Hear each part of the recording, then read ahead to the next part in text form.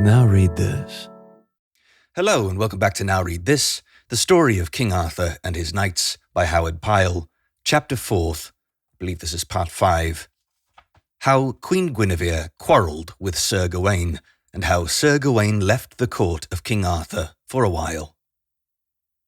Now in the same measure that Queen Guinevere felt high regard for Sir Pelleas, in that same degree she felt misliking for Sir Gawain. For though Sir Gawain was said of many to have a silver tongue, and whiles he could upon occasion talk in such a manner as to beguile others unto his will, yet he was of a proud temper, and very stern and haughty. Wherefore he would not always brook that the Lady Guinevere should command him unto her will, as she did other knights of that court. Moreover, she could not ever forget how Sir Gawain did deny her that time at Cameliard, when she besought him and his companions for aid in her time of trouble, nor how discourteous his speech had been to her upon that occasion. So there was no great liking between these two proud souls, for Queen Guinevere held to her way, and Sir Gawain held to his way under all circumstances. Now it happened upon an occasion that Sir Gawain and Sir Griflet and Sir Constantine of Cornwall sat talking with 5 ladies of the Queen's court in a pleached garden that lay beneath the tower of the Lady Guinevere, and they made very pleasant discourse together. For some whiles they would talk and make them merry with jests and contes, and other whiles one or another would take a lute that they had with them and would play upon it and would sing. Now while these lords and ladies sat thus enjoying pleasant discourse and singing in that manner, Queen Guinevere sat at a window that overlooked the garden, and which was not very high from the ground, wherefore she could overhear all that they said. But these lords and ladies were altogether unaware that the Queen could overhear them, so that they talked and laughed very freely, and the Queen greatly enjoyed their discourse and the music that they made. That day was extraordinarily balmy, and it being well toward the sloping of the afternoon, those lords and ladies were clad in very gay attire. And of all who were there, Sir Gawain was the most gaily clad, for he dressed in sky-blue silk embroidered with threads of silver. And Sir Gawain was playing upon the lute and singing a ballad in an exceedingly pleasing voice, so that Queen Guinevere, as she sat at the window beside the open casement, was very well content for to listen to him.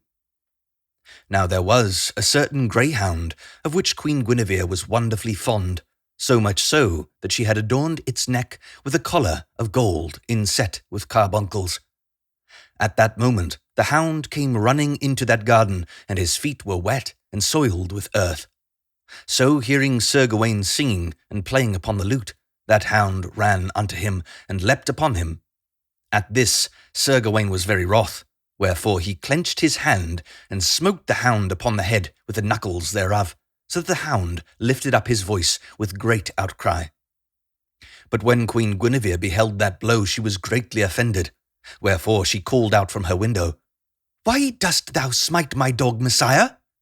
And those lords and ladies who were below in the garden were very much surprised and were greatly abashed to find that the Queen was so nigh unto them as to overhear all that they had said and to behold all that they did.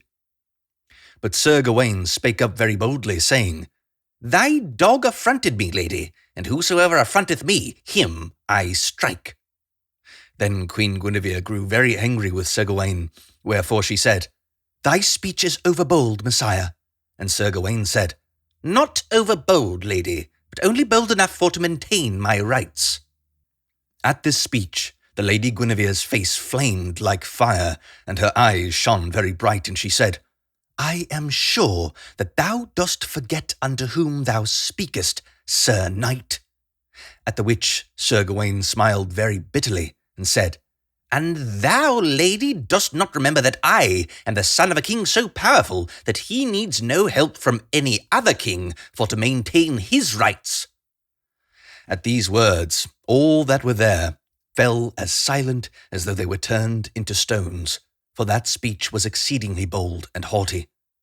Wherefore all looked upon the ground, for they durst not look either upon Queen Guinevere nor upon Sir Gawain. And the Lady Guinevere also was silent for a long time, endeavouring to recover herself from that speech. And when she spake, it was as though she was half smothered by her anger, and she said, Sir Knight, thou art proud and arrogant beyond measure, for I did never hear of anyone who dared to give reply unto his queen as thou hast spoken unto me. But this is my court, and I may command in it as I choose. Wherefore I do now bid thee for to be gone, and to show thy face no more, either here nor in hall nor any other places where I hold my court. For thou art an offence unto me. Wherefore in none of these places shalt thou have leave to show thy face until thou dost ask my pardon for the affront which thou hast put upon me. Then Sir Gawain arose and bowed very low to the Queen Guinevere, and he said, Lady, I go, nor will I return thitherward until thou art willing for to tell me that thou art sorry for the discourteous way in which thou hast entreated me now and at other times before my peers.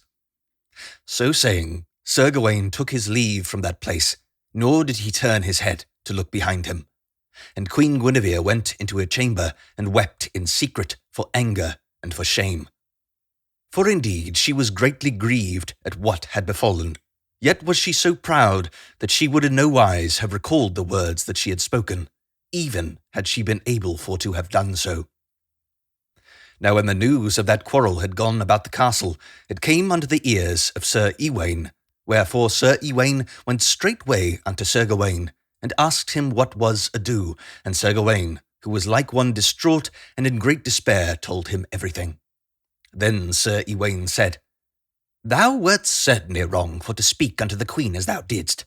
Nevertheless, if thou art banished from this court, I will go with thee, for thou art my cousin German, and my companion, and my heart cleaveth unto thee.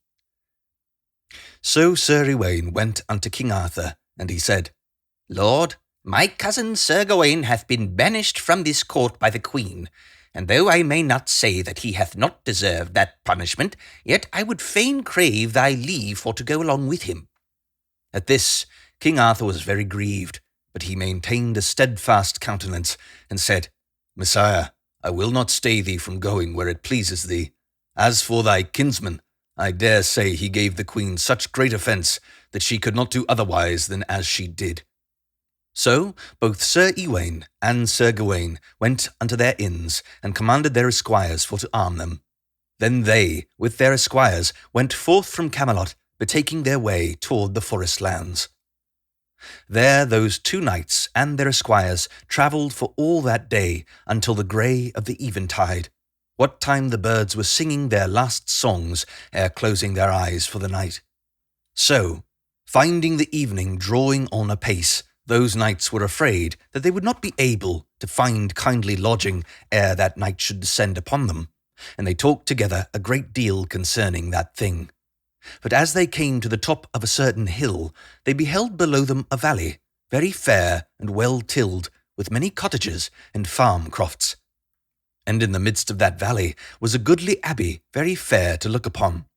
Wherefore Sir Gawain said unto Sir Ewain, If yonder abbey is an abbey of the monks, I believe we shall find excellent lodgings there for tonight.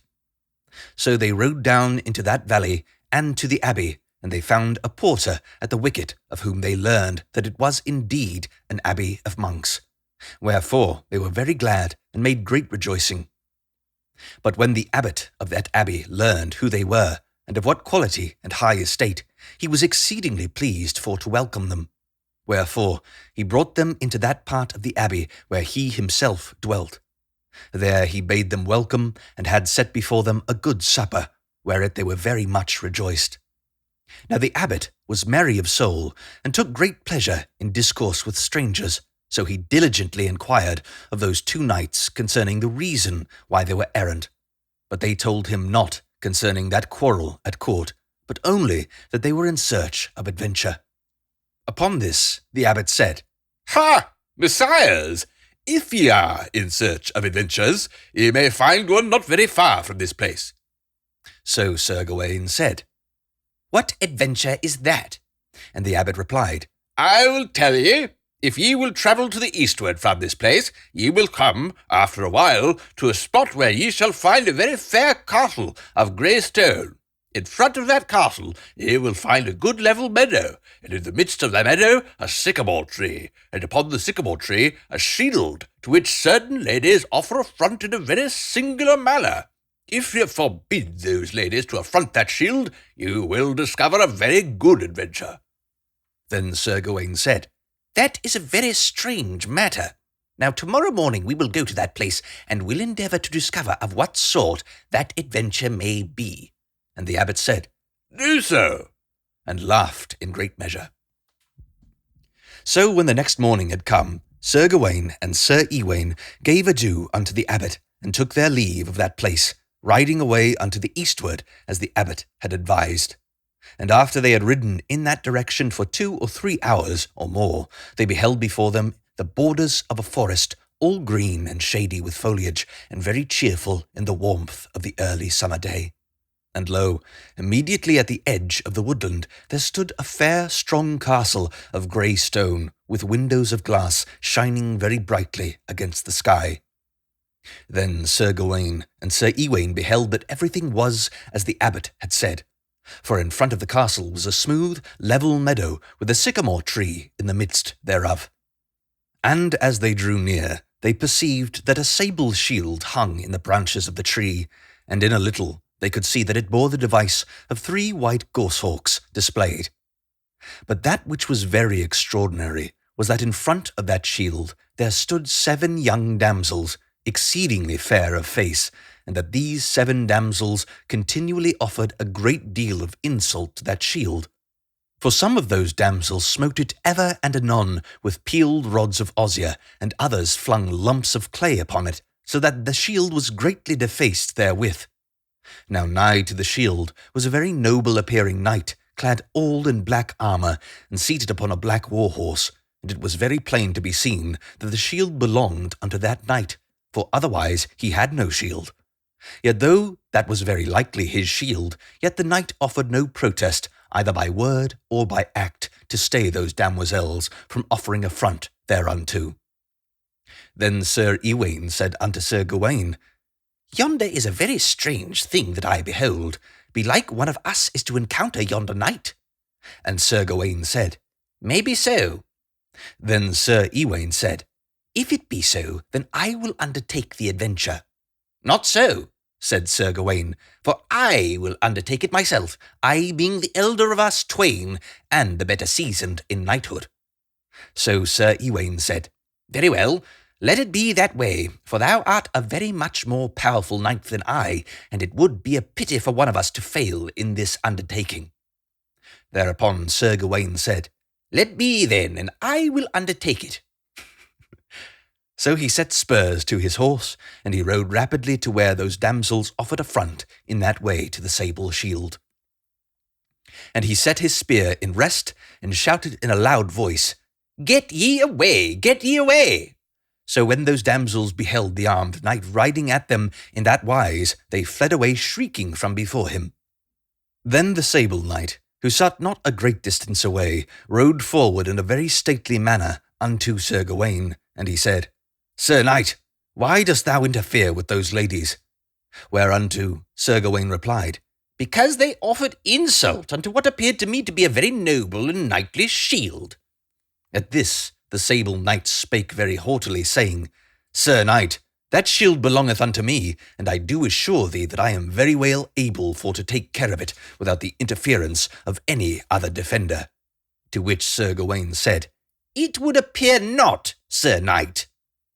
Then the sable knight said, Messire, and thou thinkest that thou art better able to take care of that shield than I think that thou wouldst do very well to make thy words good with thy body. To this Sir Gawain said, I will do my endeavour to show thee that I am better able to guard that shield than thou art, who ownest it. Upon this the sable knight, without further ado, rode unto the sycamore tree, and took down from thence the shield that hung there. And he dressed the shield upon his arm, and took his spear in hand, and made him ready for defence. And Sir Gawain likewise made him ready for defence, and then each knight took such station upon the field as appeared unto him to be fitting. Now, when the people of that castle perceived that a combat of arms was toward, they crowded in great numbers to the walls, so that there were as many as 20 ladies and esquires, and folk of different degrees looking down upon that field of battle from the walls. So, when those knights were altogether prepared, Sir Ewain gave the signal for encounter, and each knight shouted aloud, and drave spurs unto his charger, and rushed forward to the assault, with a noise like thunder for loudness. Now Sir Gawain thought he should easily overcome his adversary in this assault, and that he would be able to cast him down from out of his saddle without much pains, for there was hardly any knight in that realm equal to Sir Gawain for prowess, and indeed he had never yet been unhorsed in combat, excepting by King Arthur. So when those two rode to the assault, the one against the other, Sir Gawain thought of a surety that his adversary would fall before him. But it was not so, for in that attack Sir Gawain's spear was broken into many pieces, but the spear of the Sable Knight held, so that Sir Gawain was cast with great violence out of the saddle, smiting the dust with a terrible noise of falling. And so astonished was he at that fall, that it appeared unto him not as though he fell from his saddle, but as though the earth rose up and smote him. Wherefore he lay for a while all stunned with the blow and with the astonishment thereof. But when he heard the shouts of the people upon the castle wall, he immediately aroused himself from where he lay in the dust, and he was so filled with rage and shame that he was like one altogether intoxicated. Wherefore he drew his sword, and rushed with great fury upon his enemy, with intent to hew him down by main strength. Then that other knight, seeing him come thus at him, immediately avoided his own saddle, and drew his sword, and put himself in posture either for assault or for defence. So they lashed together, tracing this way and that, and smiting with such fury that the blows they gave were most terrible for to behold. But when Sir Ewain beheld how fierce was that assault, he set spurs unto his horse, and pushed him between the knights contestant, crying out aloud, Sir Knights, what is this? Here is no cause for such desperate battle. But Sir Gawain cried out very furiously, Let be, and stand aside, for this quarrel concerns thee not. And the Sable Knight said, A horse or a foot, I am ready to meet that knight at any time.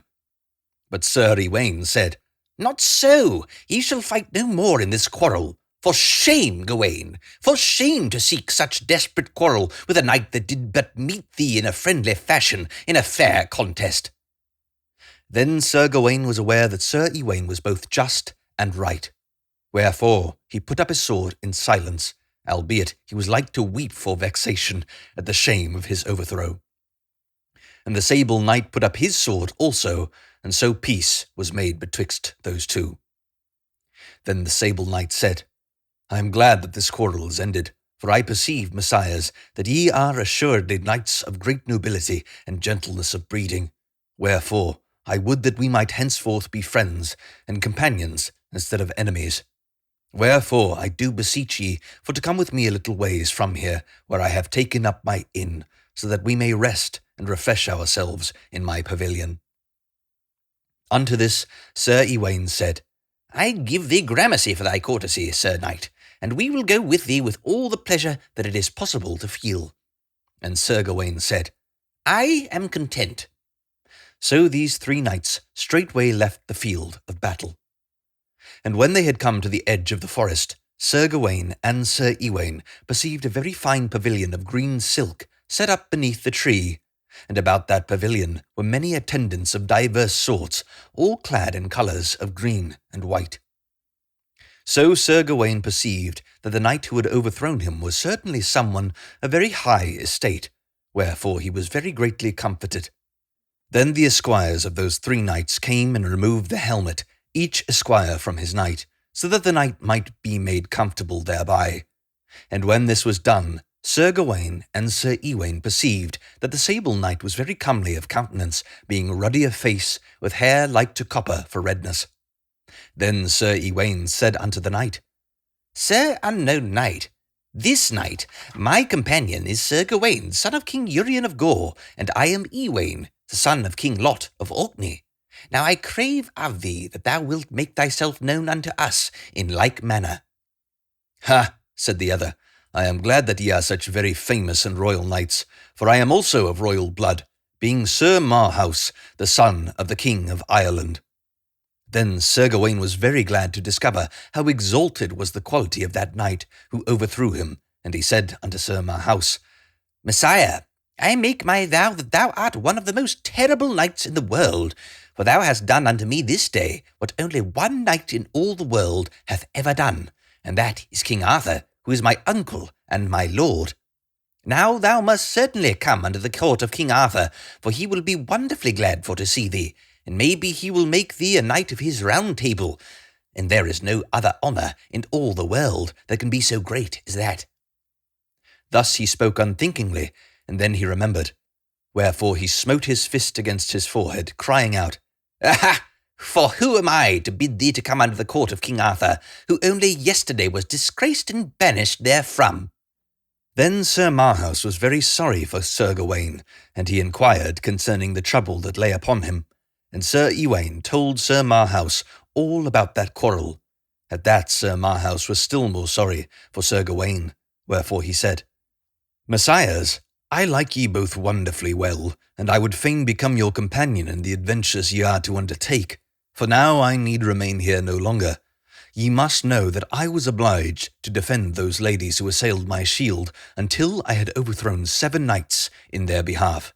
And I must tell ye that Sir Gawain was the 7th knight I have overthrown. Wherefore, since I have now overthrown him, I am now released from my obligation, and may go with ye." Then Sir Gawain and Sir Ewain were very much astonished that any knight should lie beneath so strange an obligation as that, to defend those who assailed his shield, and they besought Sir Marhaus to tell them why he should have been obliged to fulfill such a pledge. So Sir Marhaus said, "I will tell ye. The case was this. Some whiles ago I was travelling in those parts with a hawk upon my wrist. At that time I was clad very lightly in holiday attire, to wit, I wore a tunic of green silk, and hosen of one of green and one of white. And I had nothing upon me by way of defence but a light buckler and a short sword.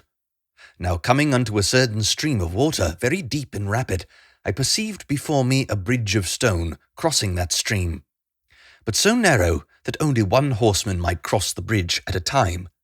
So I entered upon that bridge, and was part way across it, when I perceived a knight in armour coming the other way. And behind that knight there sat upon a pillion a very fair lady with golden hair, and a very proud demeanour. Now when that knight perceived me upon the bridge, he cried aloud, get back, and suffer me to pass. But this I would not do, but said, Not so, Sir Knight, for having advanced so far upon this bridge, I have certes the right of way to complete my passage, and it is for you to wait, and to permit me to cross. But the knight would not do so, but immediately put himself in posture of offence, and straightway came against me upon the bridge, with intent either to slay me, or to drive me back unto the other extremity of the bridge. But this he was not able to do, for I defended myself very well with my light weapons. And I so pushed my horse against his horse, that I drave him backward from off the bridge, and into the water, whereinto the horse and the knight and the lady all in them fell with a terrible uproar. At this the lady shrieked in great measure, and both she and the knight were like to drown in the water, the knight being altogether clad in armour, so that he could not uplift himself from the flood. Wherefore, beholding their extremity, I leapt from off my horse and into the water, and with great ado and with much danger unto myself, I was able to bring them both unto the land. But that lady was very greatly offended with me, for her fair raiment was altogether wet and spoiled by the water. Wherefore she upbraided me with great vehemence. So I kneeled down before her, and besought her pardon with all humility, but she continued to upbraid me. Then I offered unto her for to perform any penance that she might set upon me. At this the lady appeared to be greatly mollified, for she said, Very well, I will set thee a penance. And when her knight had recovered, she said, Come with us. And so I mounted my horse and followed them. So after we had gone a considerable distance we came to this place, and here she commanded me as follows. Sir knight, quoth she, this castle belongeth unto me, and unto this knight who is my lord. Now this shall be the penance for the affront thou hast given me.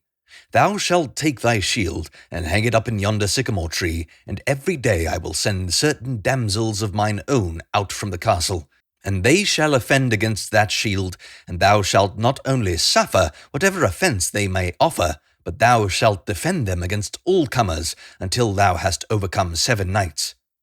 So I have done until this morning, when thou, Sir Gawain, camest hither.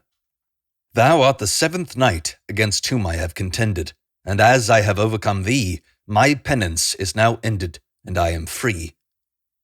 Then Sir Gawain and Sir Ewain gave Sir Marhaus great joy that his penance was completed, and they were very well satisfied each party with the others. So Sir Gawain and Sir Ewain abided that night in the pavilion of Sir Marhaus, and the next morning they arose. Having laved themselves in a forest stream, they departed from that place where they were. So they entered the forest land once more, and made their way by certain paths they knew not whitherward, and they travelled all that morning, and until the afternoon was come. Now as they travelled, thus Sir Marhaus said of a sudden, Messires, know ye where we are to come to? Nay, said they, we know not. Then Sir Marhaus said, this part of the forest is called a Roy, and it is further called the Forest of Adventure. For it is very well known that when a knight or a party of knights enter this forest, they will assuredly meet with an adventure of some sort, from which some come forth with credit, while others fail therein. And Sir Ewain said, I am very glad that we have come hither. Now let us go forward into this forest. So those 3 knights and their esquires continued onward in that woodland, where was silence so deep that even the tread of their horses upon the earth was scarcely to be heard. And there was no note of a bird, and no sound of voice, and hardly did any light penetrate into the gloom of that woodland. Wherefore those knights said unto one another, this is soothly a very strange place, and one maybe of enchantment. Now when they had come unto the very midst of those dark woodlands, they perceived of a sudden in the pathway before them a fawn as white as milk, and round the neck of the fawn was a collar of pure gold, and the fawn stood and looked at them, but when they had come nigh to it, it turned and ran along a very narrow path. Then Sir Gawain said, let us follow that fawn, and see where it goeth. And the others said, we are content. So they followed that narrow path, until of a sudden they came to where was a little open lawn, very bright with sunlight. In the midst of the lawn was a fountain of water, and there was no fawn to be seen, but lo, beside the fountain there sat a wonderfully beautiful lady, clad all in garments of green. And the lady combed her hair with a golden comb, and her hair was like to the wing of a raven for blackness, and upon her arms she wore very wonderful bracelets of emeralds and of opal stones inset into cunningly wrought gold. Moreover, the face of the lady was like ivory for whiteness, and her eyes were bright like jewels set in ivory. Now when this lady perceived the knights, she arose, and laid aside her golden comb, and bound up the locks of her hair with ribbons of scarlet silk, and thereupon she came to those knights, and gave them greeting. Then those 3 knights gat them down straightway from off their horses, and Sir Gawain said, Lady, I believe that thou art not of mortal sort, but that thou art of fairy. Unto this the lady said, Sir Gawain, thou art right. And Sir Gawain marvelled that she should know his name so well. Then he said to her, Lady, who art thou? And she made answer, My name is Nemu, and I am the chiefest of those ladies of the lake of whom thou mayest have heard. For it was I who gave unto King Arthur his sword Excalibur, for I am very friendly unto King Arthur, and to all the noble knights of his court. So it is that I know ye all, and I know that thou, Sir Marhaus, shall become one of the most famous knights of the Round Table. And all they 3 marvelled at the lady's words. Then she said, I prithee tell me what it is that ye seek in these parts. And they said, "We seek adventure." "Well," she said, "I will bring you unto adventure, but it is Sir Gawain who must undertake it." And Sir Gawain said, "That is very great news." And the lady said, "Take me behind you upon your saddle, Sir Gawain, and I will show you unto that adventure." So Sir Gawain took the lady up behind him upon the saddle, and lo, she brought with her a fragrance such as he had never known before. For that fragrance was so subtle that it seemed to Sir Gawain that the forest gave forth that perfume which the Lady of the Lake brought with her.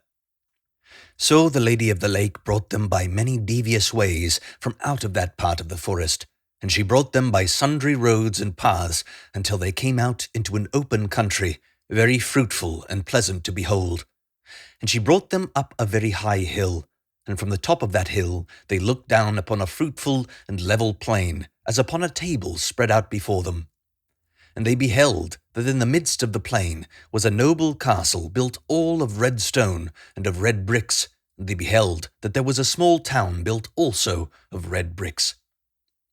Now as they sat their horses, there on top of the hill they perceived of a sudden a knight clad all in red armour, who came forth from a glade of trees. And they saw that the knight paraded the meadow that lay in front of the castle, and they saw that he gave challenge to those within the castle. Then they perceived that the drawbridge of the castle was let fall of a sudden, and that there issued from thence 10 knights clad in complete armour. And they beheld those 10 knights assail the one knight in red armour, and they beheld the one knight assail the 10, and they beheld that for a while those 10 withstood the one, but that he assailed them so terribly that he smote down 4 of them very quickly. Then they beheld that the rest brake and fled from before that one, and that the red knight pursued the others about the meadow with great fury. And they saw that he smote down one from out of his saddle, and another, until but 2 of those knights were left. Then Sir Gawain said, "That is certainly a very wonderful sight for to see." But the Lady of the Lake only smiled and said, "Wait a little." So they waited, and they saw that when the Red Knight had smitten down all of his enemies but those 2, and that when he had put those 2 in great peril of their lives, he of a sudden sheathed his sword and surrendered himself unto them. And they saw that those 2 knights brought the Red Knight to the castle, and that when they had brought him there, a lady upon the wall thereof bespake the Red Knight as with great violence of language. And they beheld that those 2 knights took the Red Knight and bound his hands behind his back, and that they bound his feet beneath his horse's belly, and that they drave him away from that place. All this they beheld from the top of the hill, and the Lady of the Lake said unto Sir Gawain, "There thou shalt find thy adventure, Sir Gawain." And Sir Gawain said, "I will go." And the Lady of the Lake said, "Do so." Thereupon, lo, she vanished from their sight, and they were greatly amazed.